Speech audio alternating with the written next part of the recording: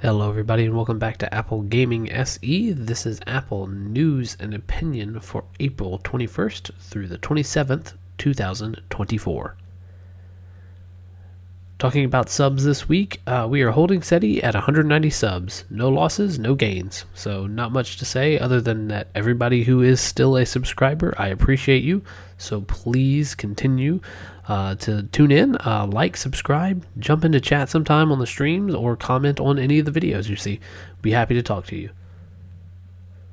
Starting with news this week, we are going to start out with the iPhone that survived a 16,000-foot drop from the Alaska Airlines plane. So if you recall, the Alaska Airlines plane that had the door fly off the side of the vehicle mid-flight, an iPhone was sucked out into the dark night along with the door. So that iPhone apparently survived.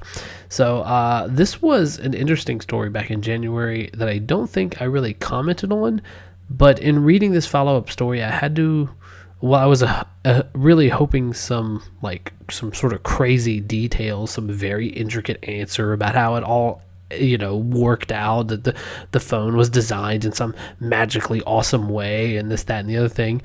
But in reality, it all just comes down to terminal velocity. Yes, that's right. Basic physics.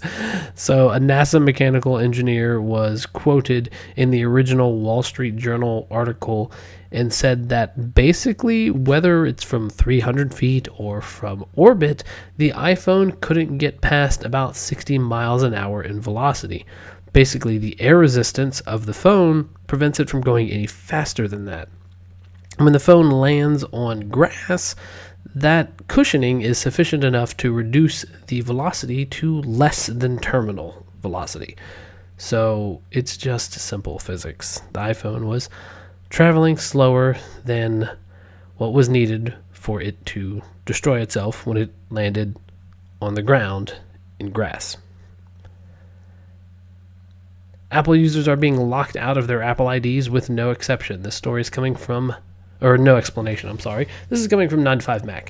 So this happened to me. I got notices on my Mac and my iPhone for my personal Apple ID, not for the channel Apple ID, repeatedly over the course of a week.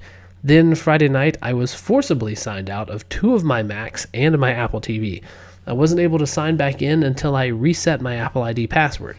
So I reset my password using a separate password generator and had all devices logged out of my Apple ID. I never got a call from a fake Apple Care caller. I was never given a one-time password text. So while it seems that there's a pretty sophisticated ongoing phishing campaign against Apple customers, always remember, do not give out your one-time password, and Apple Care doesn't call you. You will call them. Fortunately, a couple of former Apple researchers are launching a startup focused on protecting iOS devices. This is coming from 9to5Mac. In a brief read-through of the article, these 2 guys have some interesting credentials, and they are founding a company called W, which sounds like a good idea. macOS and iOS have had some pretty strict security in place as long as they've existed. That said, there's definitely room for improvement. Many Mac owners and users don't think that any kind of security software is needed, and in some respects it's not. Windows, Android, and Chrome OS are all successfully exploited far more often than Mac OS and iOS. However, there are definitely a growing number of attacks against Apple customers and Apple systems. Hopefully, former NSA contractor aside, they can come up with some easy-to-use tools for us to employ to protect our systems. What I mean is one of the guys founding this company is a former NSA employee. So if you're the conspiracy theory type, maybe that's not good news. Now let's get international with our news, still sticking with security for a moment. The iPhone isn't secureable enough for the South Korean military, but Android is. This is coming from Apple Insider. As I was reading this, I was prepared to write a longish opinion on it, but the author, who has clearly worked in more than one U.S. federal facility that handles classified information, summed this up perfectly, so I'll just quote him. Quote, South Korea's potential iPhone ban spanning all military buildings and personnel is extreme. It speaks to a larger issue with security training, compliance, and access control. There is also a hint of nationalism as Samsung devices are explicitly allowed, end quote. Look, Korea, if you want to be nationalistic, that's fine. The whole world is swinging a bit more in that direction, and it's fine. Don't blame Apple for your mobile device management software being second rate. That's not to say Samsung phones aren't terrible. They are good, and according to the DISA Stig website, acceptable to use so long as they're appropriately locked down. And they have hardware encryption, which is not all Samsung devices, which is a big problem with the whole, quote, Knox branding, in my opinion. All Macs that have a T2 chip and every device that has some kind of Apple Silicon since, the iPhone 4S, I think, have hardware encryption. Maybe it was the iPhone 4, but at this point in time, every single iPhone, iPad, Apple Watch, Mac, all of them have hardware encryption. So if that thing is turned off, good luck decrypting it. Apple has bought a French firm to help AI processing on the iPhone. This is coming from Apple Insider as well. Last week, I talked about Apple expanding 2 campuses in Singapore for AI research.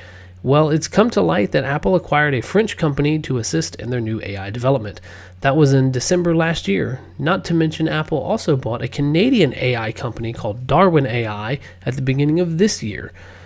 What interested me in this story is the fact that these 2 companies specialize in reducing the hardware requirements of AI algorithms. Darwin AI from Canada is working on making neural networks smaller, while the French company Data Caleb is actually attempting to compress the algorithm in order to have it use less power, meaning it can more easily run on device.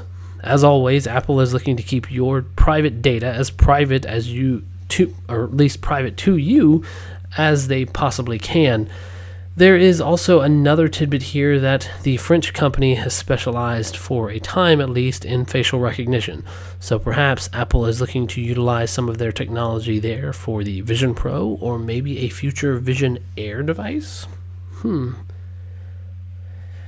Apple has also added 8 new suppliers in China. Why? 50% of India-made iPhones are not good enough. This is coming from the Mac Observer. Apple has continued to diversify across India and has been investing in other countries' infrastructure, which I mentioned last week. But it's a long road to plow, and infrastructure ain't cheap. Apparently, as it stands, upwards of 50% of all iPhones made in India are experiencing some kind of defect, which is astronomically high by anybody's standard. Even Samsung wouldn't accept a 50% defect rate on their poverty tier phones, at least not during the warranty period. Give Apple some credit here for diversifying and investing in these other countries, including the USA, but let's hope Apple doesn't spread itself too thin. While Apple's stock price has rebounded to a little bit over the last week, it's essentially flat compared to where it was a year ago. So that's news and events for this week. I hope you have enjoyed it. I look forward to seeing you all in the next Apple News and Opinions video. So that will be a week from today, and we will be in May. So that being said, like and subscribe if you have not already, and I look forward to talking with you again. Take care now. Bye-bye.